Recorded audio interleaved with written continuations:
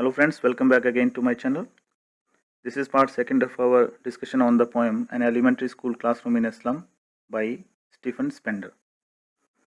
In earlier video, we had discussed the themes of the poem and then we have gone through the paraphrase of the poem line by line. The meanings have also been provided to you so that you may remember all those words, learn them by heart and prepare them so as to grasp the theme of the poem and prepare upon the points so as to score high. So let us have a critical appreciation of the poem. Then we will see some questions that have appeared in the previous year's CBSE question papers. The poem An Elementary School Classroom in a Slum is composed by Stephen Spender. He has concentrated on two themes, social injustice and class inequalities in this poem.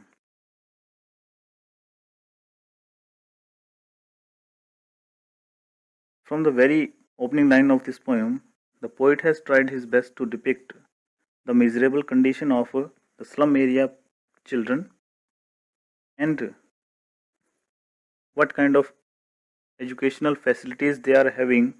He has depicted with a pitiful and heart touching style of expression. The children's faces are lacking any gusto, happiness. They are far away from happiness. They are just like rootless weeds, unwanted plants. In the first stanza of the poem, the poet has tried to depict the physical and mental condition of children sitting in the classroom. The whole poem is divided into four stanzas of 8 lines. Four stanzas of 8 lines. Total 32 lines are there. The faces of children are dull and listless. They are not at all happy. They are not ready to learn anything. These children are compared to weeds. Weeds, the unwanted plants that grow automatically in our fields. Their hair are not done properly. Their faces are pale, way down because of poverty, because of some illness. They are having way down head. They are very weak, just like paper. Their body is very weak. They are very greedy also, which is expressed by the word rat's eyes. They are greedy for receiving food. They are having diseased body, which they have inherited from their father, from their parents. And the most important thing is that they are not at all attentive towards the activity which is going on inside the class. This has been expressed by the poet in last 3 lines of first stanza that at the back of the dim class, one unnoted, sweet and young, his eyes live in a dream. They want to play, they want to go in nature, they want to learn in the lap of nature, not sitting in the classroom, because the inner environment of the classroom is not appropriate. It seems as if he was rather interested in playing with the squirrels in the tree house. The second stanza depicts the physical condition of the classroom, the poor infrastructure of a slum area classroom has been poignantly described in these lines, that the walls are sour cream walls. They are yellowish. They have not been painted for years. Some other things are also there on the walls. The names of donators, Shakespeare's head, which is representing the intellectuals. The whole community of intellectuals, learned people, has been depicted by the Shakespeare's head. The other imageries which are brought by the poet are the scene of the flowery valley, that is Tyrole's Valley, situated in Austria, known for its flowers. And another is open-handed map. All these imageries have been brought by the poet to depict the plight of these slum area children, that these three images are making a contrast, because the slum area children are living in the slum and they are unaware of all such things. The intellectual persons of the world, the beautiful world, and the decorated world. All these things are useless for them. They are unaware of all such things. Avoiding the world. All these things are making our world which we know. And yet, for these children, these windows, not this map, their world. The outside world from which is looking from the window is their world. The slum area is their world. Their future is dark with gloom and despair. Their future is dark with the gloom and despair. Their future is compressed in a narrow street. Narrow street. Narrow street is a symbol for the slum area life, that they have narrow streets which are sealed, which have sealed their life with a lead sky. The children are far away from the light of education. Again, the repetition of F sound, far, far from rivers, caves, and stars of words. So, all these children are very much away from the light of education. They are living a life of disparity, poverty, and needs some kind of care. In the third stanza, the poet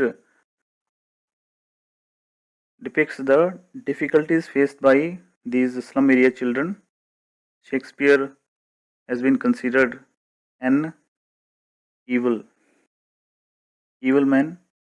Do not find a map of any relevancy to them. Map is a bad example. They were never liked or loved by anyone. So they hate everyone. Shakespeare is wicked because nobody loves them. So they consider the intellectuals as wicked. Their whole life is full of darkness. Their skin is like a thin layer of cloth, and the bones beneath are visible through the skin.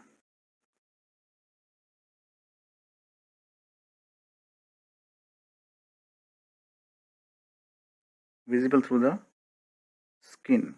Wear skins pierced through by bones and spectacles of steel. They are so ill that they are wearing spectacles of steel with mended glass. With mended glass.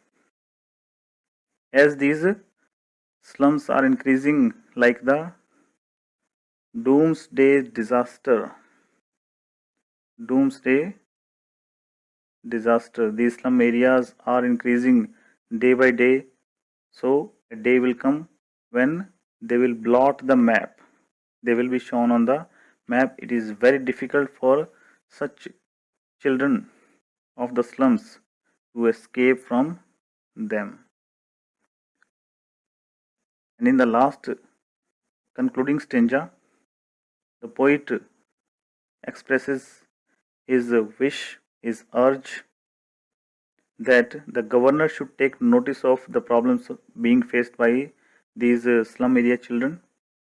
He wishes to change the life of these children and make them realize that the map of the world is a beautiful aspect. It is showing the beautiful aspect of the world. They should also be sent to these places which are beautiful, which are shown on the map. The need is to provide them resources to help these children in fulfilling their dreams. Then only will be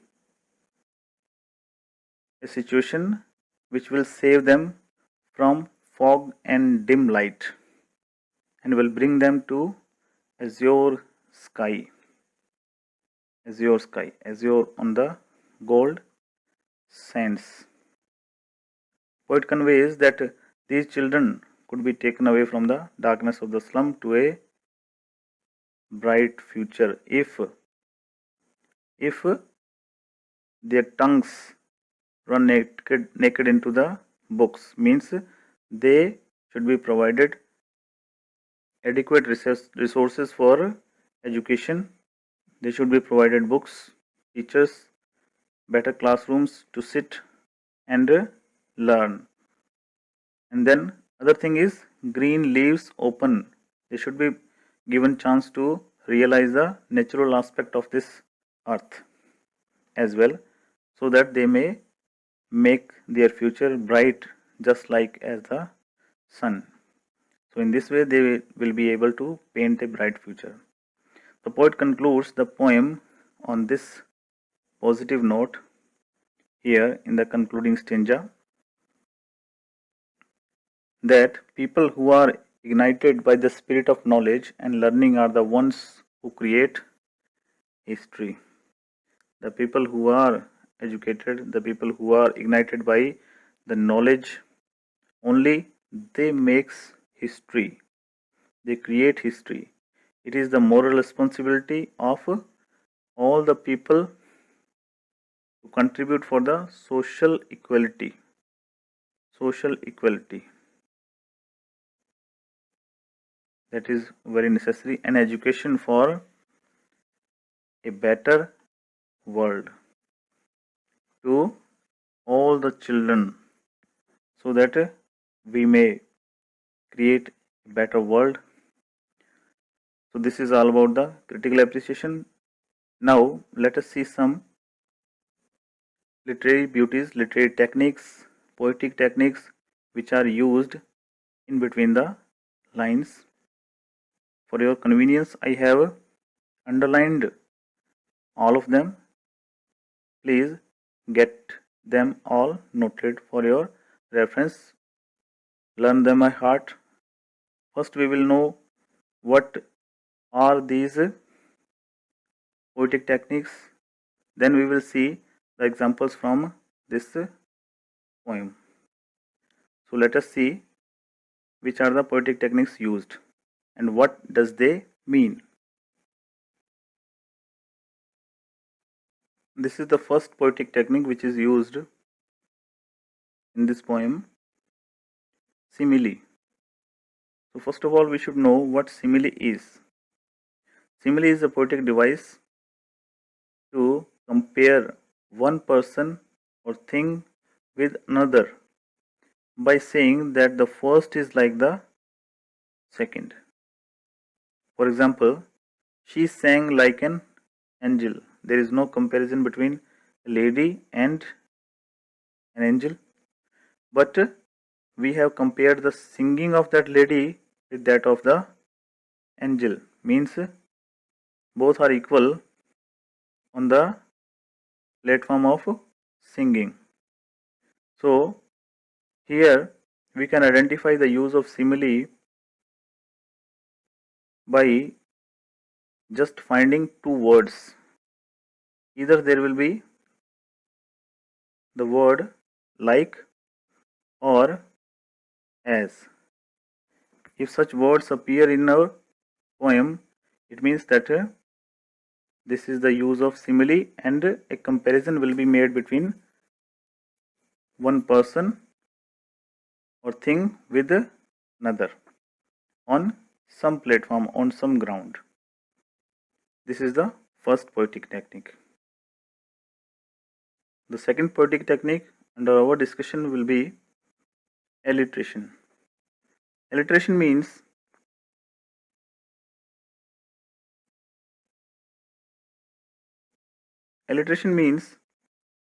the repetition of identical or similar sounds at beginning of words or in stressed syllables.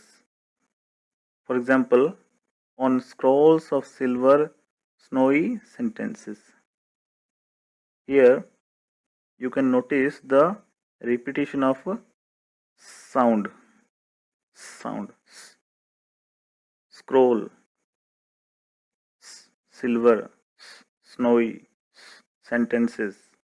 So all are the repetition of a sound that is pronounced as a s. So here you can notice that repetition of sounds will be there in the poem also, in our poem also, and we will find the use of alliteration in our poem. The third important poetic device is metaphor. Metaphor is a figure of speech in which a word or phrase is applied to an object or action that it does not literally denote in order to imply a resemblance. Here, comparison will be made without using like or as. There will not be such words, but comparison will be there, resemblance will be there. He is a lion in battle. We can also say this line as he is as brave as a lion in battle. The meaning will be same, but the style of expression is different. This is called a poetic device, metaphor. Here comparison will be made between two things without using like or as. If we are using like or as, it will be simile. So here it is the use of metaphor. And the last one is personification. What is personification? It is a figure of speech in which a thing, an idea, or an animal is given human attributes. Human attributes means the emotions which we humans can express. The animals or some idea or a thing cannot express. So if the poet expresses such things through these three, this poetic device, poetic technique is called personification. The non-human objects are portrayed in such a way that we feel they have the ability to act like human beings. For example, when we say the sky weeps, we are giving the sky the ability to cry, which is a human quality. The sky actually cannot weep. Thus, we can say that the sky has been personified in the given sentence. With the above definition of the personification, let us look at some more examples. Look at my car. She is a beauty, isn't it? Beauty is a phenomenon that is having a relevancy with human beings. The wind whispered. Wind cannot whisper. We people, we humans can only whisper. But here, this quality has been attributed to wind. The wind whispered through dry grass. The flowers danced. Flowers cannot dance. But here, the poet says that expresses the feeling of dance is shown by the flowers. The flowers danced in the gentle breeze. Time and tide wait for none. Wait. We people can wait. Animals or inanimate objects cannot do this activity of waiting for someone. The fire swallowed. Swallowed. We can swallow. The fire cannot swallow the entire forest. But here the attribute has been given to the fire. It is expressed that the fire can also swallow. So I think I have tried my best to make it clear. These four poetic devices has been used by Stephen Spender in our poem as well. So we will notice where he has used these poetic devices. Let us go through the text once more. Here in the text, first of all, we will notice the use of a simile. Wherever there will be word like or as is used, it will be the use of simile. In the second line, like rootless weeds, the children faces has been compared with the rootless weeds. Like, use of like, it is the use of simile. Then in the third stanza, like bottle bits on stone, mended glass of the spectacle. Mended glass of a spectacle is compared with the bits of bottle on stone with the use of like. Then again, the hugeness of a slum area is compared with the disaster created by the doomsday, and this comparison has been made by the use of as. So this is the use of a poetic device simile.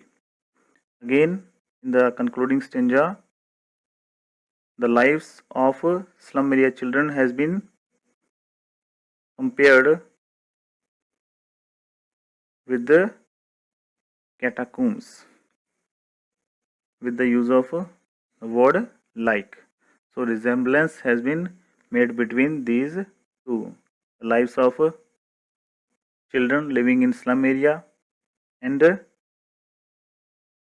catacombs. A comparison has been made. Now let us see where personification has been used. Two lines are there where the poet has tried to use this poetic device of personification. Here the poet has used where skins peeped through by bones. Actually, bones cannot peep through, but this attribute has been given to the bones to peep through, to look through the skin. Here, the poet has used personification. And again, let their tongues run naked into books. Tongues cannot run, they can be used to speak only. But here, this attribute of running has been attributed to the tongue. These two are the instances of personification. Next comes alliteration. Wherever the repetition of sound will be there, it is the use of alliteration. 2 times the sound of F has been repeated. far, far from.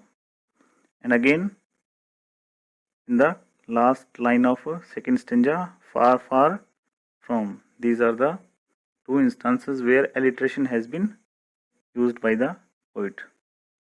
Last comes the use of metaphor. Metaphor has been used here in the fourth line, with rat's eyes. Eyes cannot be greedy, but the idea has been conveyed by this word rat's eyes. Father's gnawed disease. Squirrel's game. Squirrel's game. Tree room. Room cannot be made into a tree, but this is actually the dwelling place of a squirrel, living place of a squirrel. Then comes sour cream walls, open-handed map.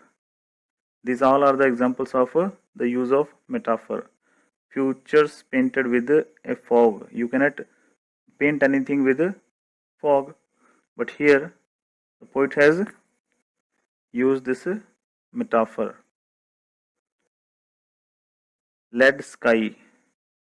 Sky is not at all made of lead. Slag heap. Spectacles of steel. You cannot make spectacles of steel, but actually the frame of the spectacles is made of steel, heavy. So in this way, students, we have come to a point where we have gone through the paraphrase.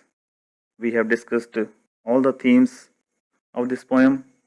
We have discussed the critical appreciation of this poem, and recently we have completed our discussion on the use of literary techniques in the poem by the poet. Now we are going to the last section of our discussion, that is questions and their sample answers. Questions that have appeared in the CBSE papers and the questions that are asked in the textbook as well. We will see the answers. So let us go through the questions that are given in your textbook. The tall girl with her head way down means. These are 4 or 5 objective questions. What does it mean to say that the girl is ill and exhausted?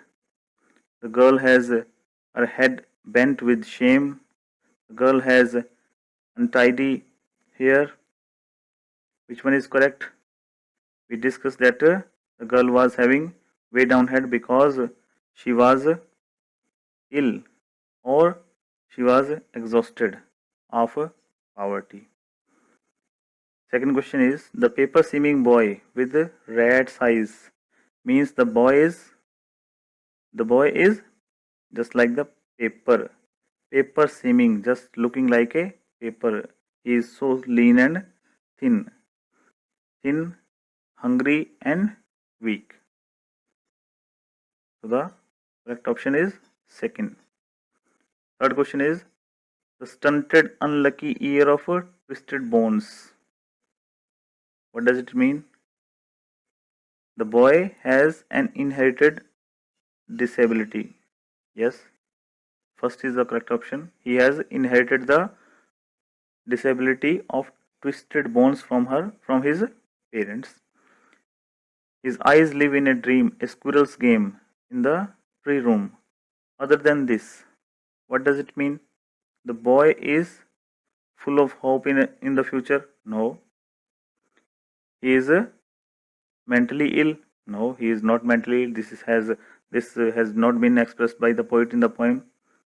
And the last is distracted from the lesson. Yes, he was distracted from the lesson and he does want to go out and play the squirrel's game. The last objective question is, the children's faces are compared to rootless weeds. This means that they are insecure. No, we have not discussed it. They are ill fed or they are wasters.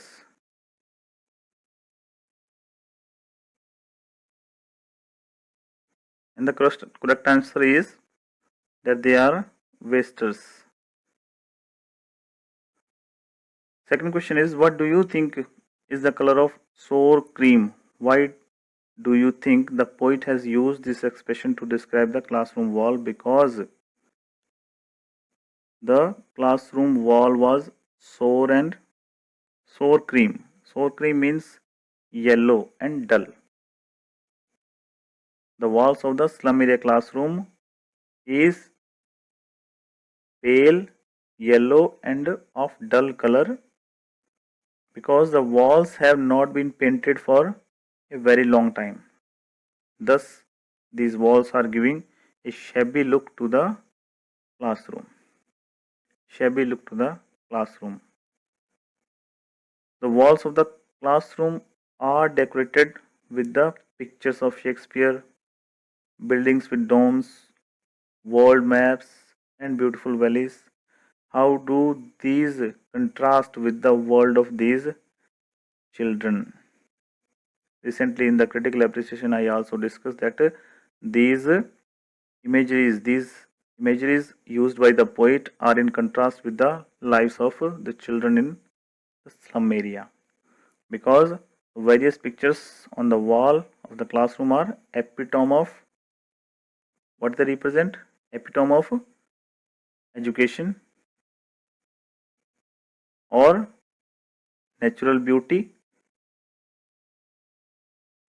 Natural beauty, Tyrolese Valley is the epitome of natural beauty, and then the presentation of the beautiful world through the world maps. So these are the things, the images which a poet has presented, but they are in contrast to these children because the intellectuals have been considered to be wicked here. The map is a bad example because all such things are irrelevant. They are irrelevant to these slum area children. The map doesn't show slum area on it, and the flowery valley is out of reach for these children. The last textual question is, what does the poet want for children of the slums? How can their lives be made to change? The poet urges in the last stanza. The poet urges in the concluding stanza that the governor, inspector, visitor are to visit the school, take note of the filthy or miserable condition of the children and the filthy state of the classroom as well. He urges them, he wish to make necessary arrangements for these children to receive good quality education so that they may also get a chance to see the beautiful nature and make their world, make their future bright. So these are the textual questions, friends, and I have provided you the sample answers as well. Now we are heading towards the CBSE questions. We will check our learning through the sample answers provided by CBSE in the marking scheme. So first question is, read the stanza and answer the questions given below. The question appeared in 2015 All India CBSE examination. On their slag heap, these children wear skins peeped through by bones and spectacles of steel with mended glass like bottle bits on stones. Who are these children? These children are slum area children or deprived children. What is their slag heap? What is their slag heap? Slag heap means their body which is so lean and thin, so weak, ill, that we can see bones peeping through by skin. Bones could easily be counted. They are so weak. Why are their bones peeping through? Because they were malnutritioned. Simple answer is that they have not been provided good quality and sufficient food to grow. And what does with mended glass mean? Mended glass. Mended glass means their spectacles were having huge glasses and thick glasses, and they were also mended, broken. They were broken. Let us see the answers provided by CBSE.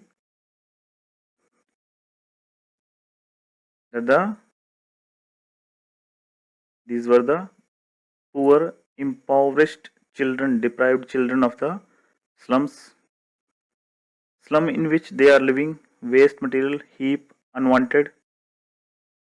What are the slag heap? Slum in which they are living, waste material, unwanted. Why are their bones peeping through? Because they were malnutritioned, physically weak, impoverished. What does with mended glass mean? Mended glass mean that they were too poor to afford spectacles. Shattering of dreams has also been expressed through these lines. Second question is, how is Shakespeare wicked and the map bad example for the children of the school in slum?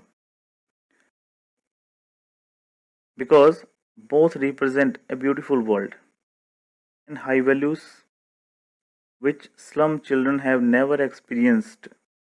Slum children cannot relate to them. It tempts them to steal. Any 2 points out of these three should be mentioned to score full 2 marks. The question was of 2 marks and it was asked in CBSE All India 2016. Question number 3, which appeared in 2017. At back of the dim class, one unnoted, sweet and young. His eyes live in a dream of squirrel's game in tree room other than this. From which stanza these lines are? This is the question for you people to tell me that these lines are taken from which stanza. You are to make a comment below this video.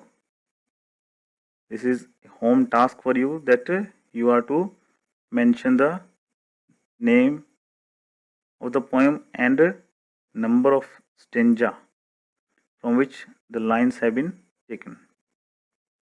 Questions are, why is the class dim? The class was dim because of the pathetic condition of the classroom, poor condition of the classroom in the slum area. The dullness is symbolic, or because of the lack of light. Light was not there in the classroom because it is a slum area classroom and there is no electricity available. Next question is, how is the young child different from others? Because he was sweet, loving, he was lost in his dreams, he was having no visible impact of poverty, he has hope in his eyes, escaping the grim reality. Any one you can mention. So, as per my opinion, you should mention the words which have appeared in the poem itself. Which word? Sweet and young. Any word you can use for your answer. What is he doing? What is he doing? He was dreaming of playing a squirrels game outside the classroom. Dreaming of a squirrels game. What is a tree room? Tree room is, it is actually no room. It is the dwelling place in the tree for squirrels. Squirrels hole. The next question, which appeared in 2018 All India CBSE examination. On their slag heap, these children wear skins peeped through by bones with mended glass. The questions are, first question is very easy. Name the poem and the poet. The name of the poem is An Elementary School Classroom in a Slum. Name of the poet is Stephen Spender. Explain. Slag heap. We have to explain slag heap. Heap means a pile. It refers to the garbage dump, mound of industrial waste, or slum area, you can say. Slag heap means slum area. What future awaits these children? Their future is painted with the fog. Dark, bleak, dismal, hopeless, painted with fog. Miserable future is there waiting for them. Last question is, name the figure of speech used in the third line. Name the figure of speech which is used in the third line. Which is the third line? With mended glass. Like bottle bits on stone. Like, whenever there is the use of like or as, the technique used by the poet is simile.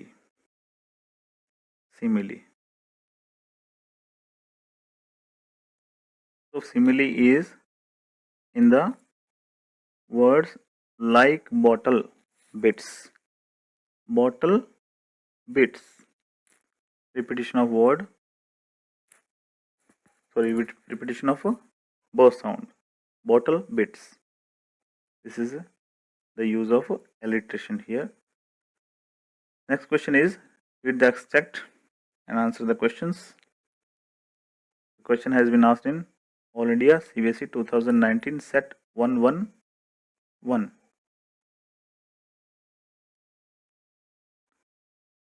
The stunted, unlucky year of twisted bones, reciting a father's gnarled disease, his lesson from his desk at back of the dim class, one unnoted, sweet and young, his eyes live in a dream of squirrel's game. So who is the unlucky year? Unlucky year is the slum area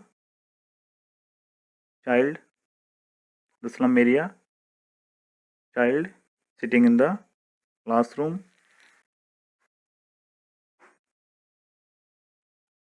Look at the answer suggested by CBSE. Boy with stunted growth, twisted bones, reciting lessons. Who is reciting the lesson from his desk? What has he inherited? What has been inherited by him? Stunted growth, gnarled disease, or twisted bones. This is the disease which he had received as heredity.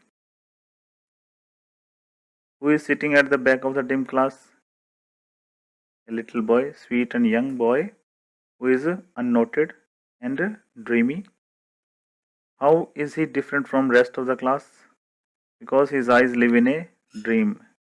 He wants to go out and play the squirrels game. He wants to escape into the world of squirrels game, and he is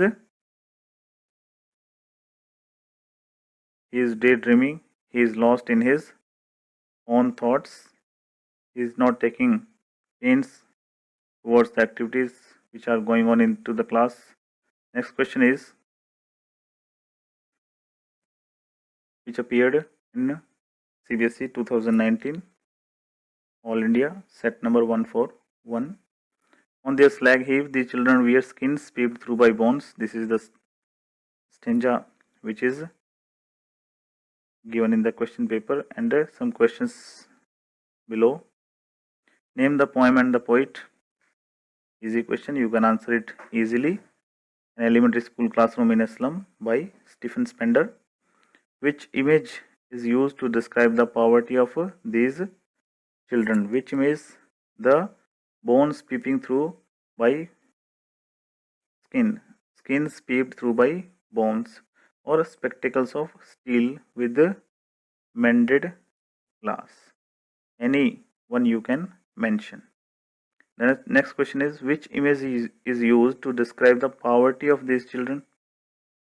The hunger and poverty, diseased, unkempt, malnutrition, dark, bleak, hopeless, destined to live and die in slum. This is the image which is created by the poet. Hunger and poverty stricken people. The last is, what sort of life do these children lead?